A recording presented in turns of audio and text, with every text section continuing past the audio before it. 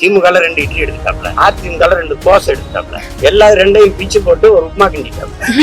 இதுல மாற்றம்ங்கிற சொல்லையே அவர் சொல்லலையே. கல்வி இப்படி இருக்கு இப்படி மாத்துறேன், மருத்துவம் இப்படி இருக்கு இப்படி மாத்துறேன், அப்படி ஏதாவது ஒண்ணு சொல்லுங்க. மாற்றம்னா என்ன? அதெல்லாம் நாங்க பேச மாட்டோம், நாங்க ஸ்ட்ரைட்டா பாயிண்ட்டுக்கு வந்துருவோம். இதுவரை ஒரு பாயிண்ட்டுக்கும் இல்ல. நாங்க சாத்தியம் இல்லாதத பேச மாட்டோம் அப்படின்னு.